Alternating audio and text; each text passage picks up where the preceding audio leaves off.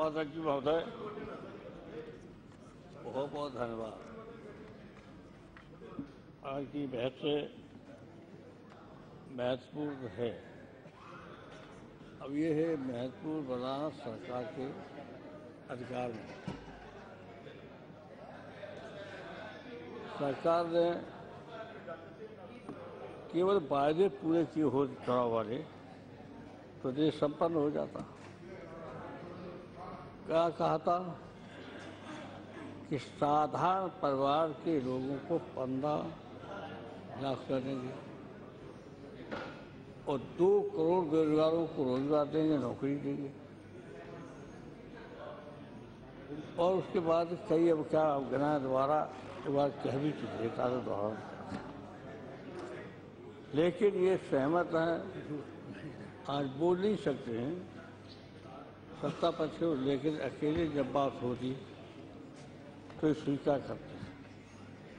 उपाध्याय जी, आज कह रहा हूँ, दोहरा रहा हूँ, 2 साल पहले बोल चुके, 3 साल पहले, केवल किसान और व्यापारी और नौजवान 3 को सुविधा दे दे तो संपन्न हो जाएगा, मजबूत हो जाएगा। किसान की पैदावार की लागत है उसका अभी कहा तो हम देंगे जोड़ा। किसान सारे, मैं इसीलिए कह रहा हूँ, सारे धंधे व्यापार के जितने भी समय मुनाफा और किसान को घाटा। किसान की सिंचाई और आपको खाद से लेकर के, वो भी आपको क्या बता दें, सब महंगी हो गई। और किसान की पैदावार का वो जो लागत मूल्य है, जो जोड़े का अभी फिर कहा है, जोड़ा देंगे प्रधानमंत्री जी ने। ये मुझे खुशी होगी कि आज अनाउंस कर देंगे जोड़ा देंगे सदन के सामने। तो ये है सबसे ज्यादा। कोई कहता रहे, मैं क्या उदाहरण भी किया था अमेरिका का। अमेरिका बहुत गरीब देश था शुरुआत में, तो सबसे बाद उसने किसानों को अवसर दिया और किसान की पैदावार का घाटा नहीं होने दिया। अगर ज़्यादा पैदावार होगी तो समुद्र भगवान या गेहूँ, लेकिन किसान को घाटा नहीं होने दिया। और सारा काम घाटा किसान को ही है। खाद भी महंगी है, बीज भी महंगा है, पानी भी महंगा है, सिंचाई महंगी हो गई, ट्यूबवेल की भी सिंचाई सरकारी की महंगी हो गई। तो मैं पूछना चाहता हूँ कि ये सब जानते हो, ये बैठे हैं हमारे सभी किसानों के परिवार में ज़्यादा। किसान संपन्न होगा तो देश संपन्न होगा। नौजवानों को रोजगार मिलेगा, नौकरी मिलेगी, जो बेरोजगार हैं उनको मौका मिलेगा तो देश संपन्न होगा। और साथ साथ में मैं देख रहा हूँ कि अब आई खबर के 2 करोड़ पढ़े लिखे नौजवान बेरोजगार हैं, 2 करोड़। अब बताइए कैसे संपन्न हो जाए, 2 करोड़ बेरोजगार हैं और उनको सभी कोशिश करें तो फिर वो बेरोजगारों को रोजगार मिल जाएगा। मैंने करके दिखाया। जब उत्तर प्रदेश के मुख्यमंत्री थे तो सचिवालय में वो अपने ही अधिकारी अपने लोग रख लेते थे। हमने सख्ती की और सख्ती करके और मैं कम से कम 3000 लेके 5000 फोर्थ क्लास से लेके और आगे बड़े पद पर भी मिला करके इतने रोजगार लोगों को काम दिया, नौकरी दी। पता होगा आपको तो सब। इसके अलावा किसान की खेती का लागत मूल्य उसको भी कर दिया। बुलाया मैंने सब व्यापारी को बुलाया, व्यापारियों से कहा कि भाई हम 2 ही को चाहते हैं और 3 व्यापारी, किसान और बेरोजगार नौजवान 3 समस्या हल कर दो, तीनों की देश संपन्न हो जाए। अब व्यापारी परेशान है, किसान परेशान है और सरकार ने रोजगार बेरोजगारों को कोई काम नौकरी नहीं दी। पता नहीं क्या हो गया। हमने 6 लाख लोगों को दी थी, तो ये इसी पुलिस होमगार्ड से लेकर सब ला के 6 लाख को बेरोजगारों को नौकरी दी थी। आज सब लगे हुए सचिवालय में हैं, कोई कहीं है कोई कहीं है, प्रमोशन पा गए। उसके बाद सरकार हमारी चली गई, वहाँ भी सरकार है, उत्तर प्रदेश में भी सरकार है। लगाइए पता उत्तर प्रदेश की सरकार क्या कर रही। परेशानी है, सब परेशान है, किसान भी, नौजवान भी और आपके व्यापारी भी, सब परेशान। अब जब देश को बनाना चाहते हो संपन्न, तो बार बार हम इस बात को सदन में रखो, पहले रख चुके थे काफी दिन पहले, तो कुछ करने की कोशिश की, लेकिन उत्तर प्रदेश की उस समय की सरकार जो थी, भले ही बीजेपी की थी, उन्होंने थोड़ा बहुत हमारी बात मानी और मान के कुछ काम किया। अब ऐसी सरकार आ गई तो पता ही चल रहा होगा कैसी सरकार है, अच्छी तरह पता चल रहा होगा। कोई ऐसा नहीं है जो दुखी हो, बीजेपी के लोग दुखी हैं, नाम नहीं लेंगे ना, हम अकेले बता दें, इतने दुखी तो रो पड़े कि सरकार कहते हम तो बर्बाद हो गए। हाँ बीजेपी, हाँ बीजेपी की सरकार है और बीजेपी के लोग।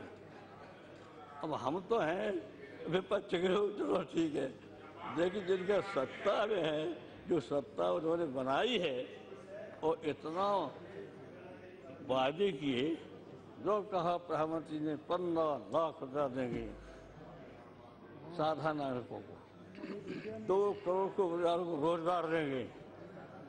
अब क्या क्या गिना, कितने कहा था, एक भी काम नहीं किया।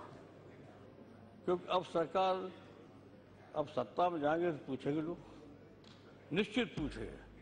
अब जागरूक भी किसान भी है, नौजवान भी है, व्यापारी भी है, और सबसे ज़्यादा घाटे में चला गया व्यापारियों किसान, बिल्कुल बर्बाद हो गया किसान और व्यापारी।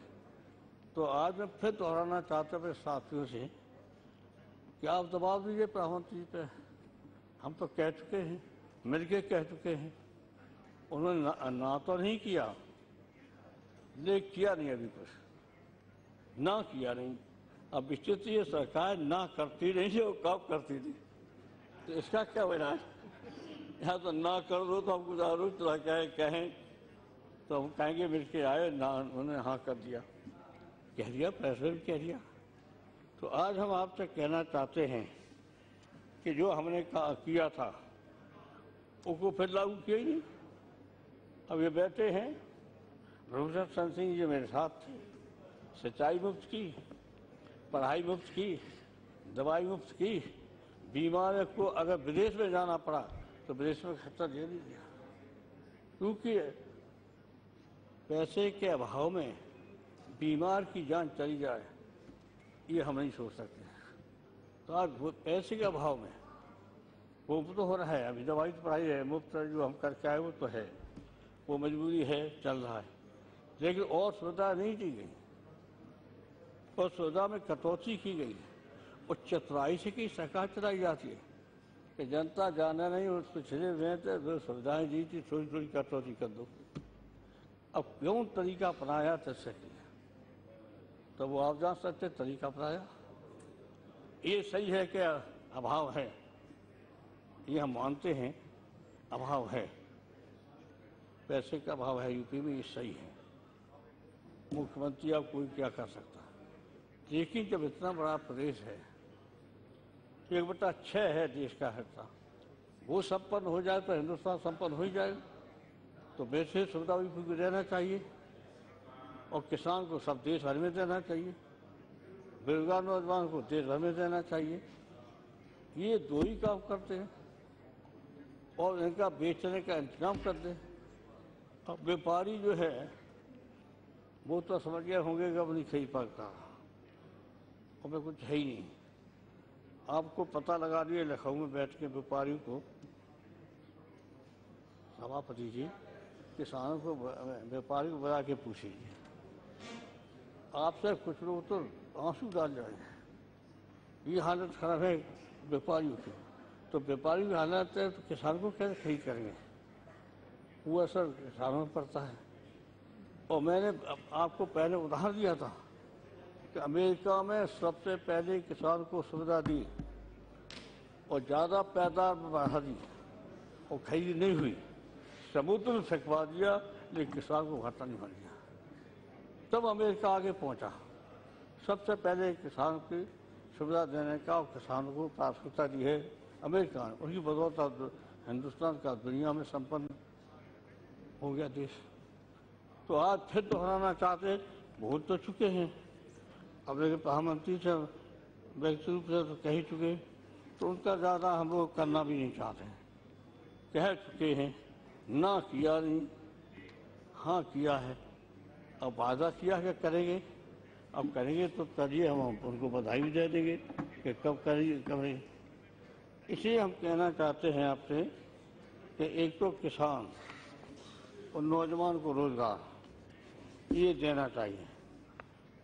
अब ये जो आपको पता है कि पूरे देश में कुछ नहीं हो रहा है। हमने सिंचाई मुफ्त की, पढ़ाई मुफ्त की, दवाई मुफ्त की, 16.5 करोड़ भूमि विकास बैंक का कर्जा माफ किया। वही सबसे ज़्यादा जमीन नीलाम करा लेते थे और बड़े लोग उनको रुपया देते रहते थे।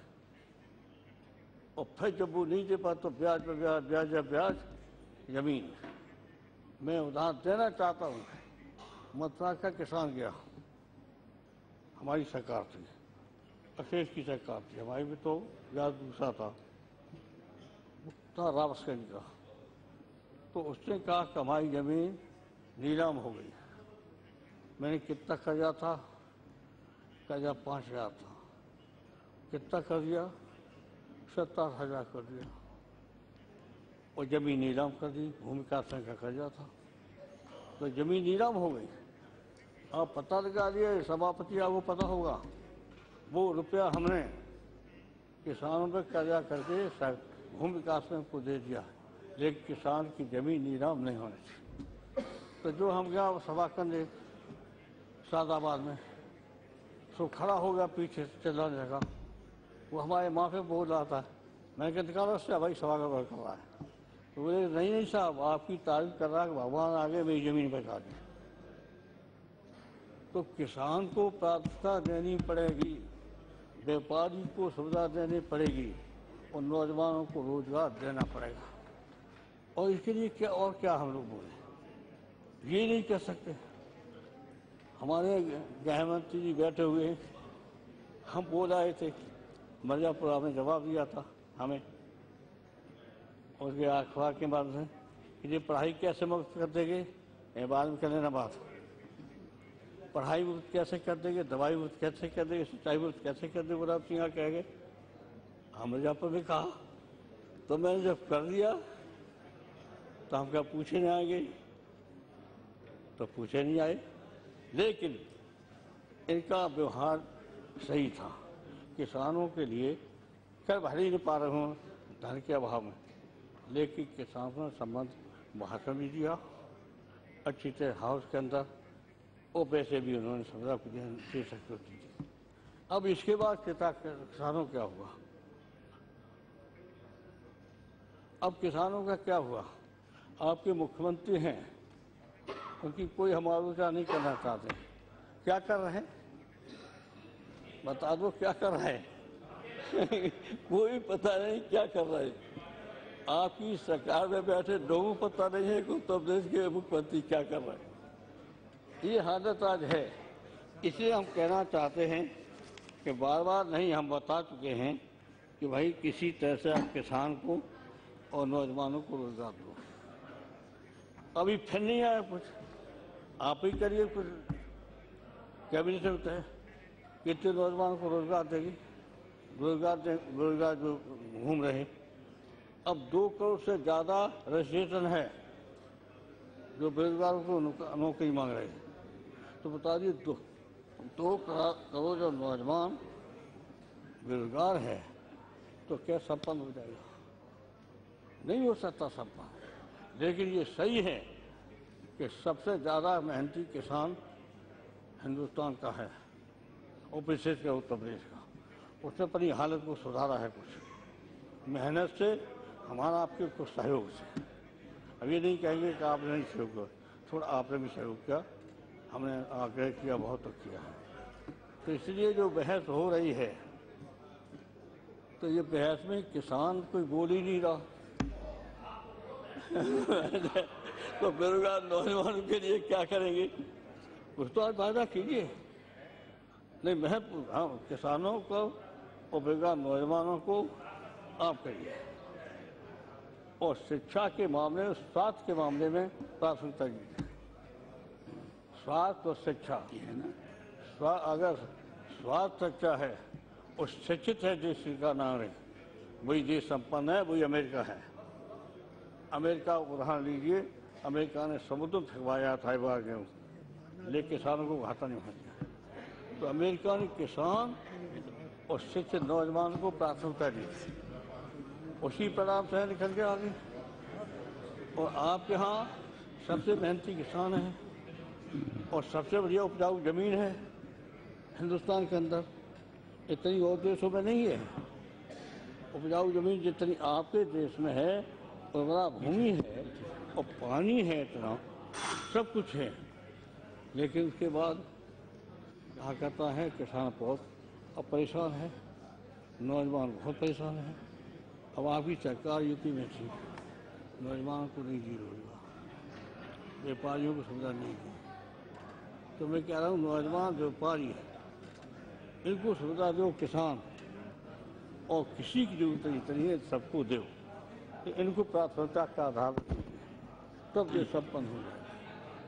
तो ये सब बैठे किसान के घरों तक आए हैं, 80% तो किसानों से संबंध होंगे। अभी इस समय कितना लेंगे? 80% मुलायम सिंह जी, फिर उन्हें क्यों भूल गए?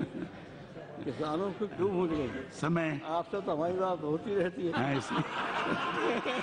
इसीलिए मैंने कहा समय सीमा आपने भी दी से ज्यादा हो गया, इसलिए मैंने कहा। हम ऐसा नहीं कहेंगे। माननीय राजनाथ सिंह जो गृहमंत्री हैं, पहली अपील पर कुछ सुविधा दी थी और हमारी बात को मान लिया था, और मानने के बाद हम से मुलाकात हुई, बातचीत हुई, तो माना।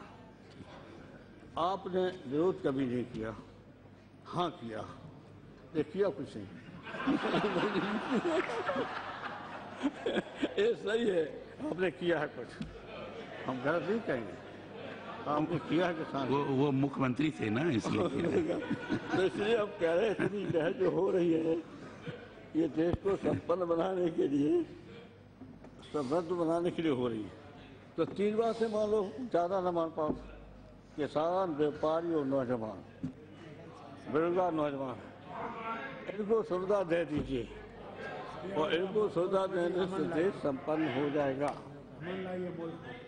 इतना मेहनती किसान कहीं का नहीं है जितना मेहनती यहाँ पर है, और यहाँ पर भाईचारा आप जो है, इसमें बहुत कोशिश की कुछ लोगों ने, नाम नहीं लेंगे, आप जानते हो, आपको बैठा होगा, लेकिन उसके बावजूद ही जनता ने भेदभाव नहीं रखा, जात पात का, धर्म के नाम के आधार पर। अभी तक जो बहुत कोशिश की गई, तब भी ये चल नहीं पाया। उत्तर दिशा गौतम बुद्ध की धरती है, राम की धरती है, किसी की धरती है। और लोहिया जी ने क्या कहा था? क्या कहा था? पिछड़े पा में 100 60, हाँ, पिछड़े पा में 100 में 60 ये कहा। और क्या लोहिया जी बैकवर्ड के थे? वो तो ऊंची जात के थे, अग्रवाल थे उनके पिताजी, उन्होंने जात नहीं बताई, किसी को जात रखी नहीं, लेकिन ऊंची जात के थे। तो आज भी मुझे खुशी है कि लोहिया जी का नाम सदन में और बाहर प्रधानमंत्री लिया है। यह है समय का ध्यान रखें। तो समझ में कुछ आया है, काफी हो गया, आया है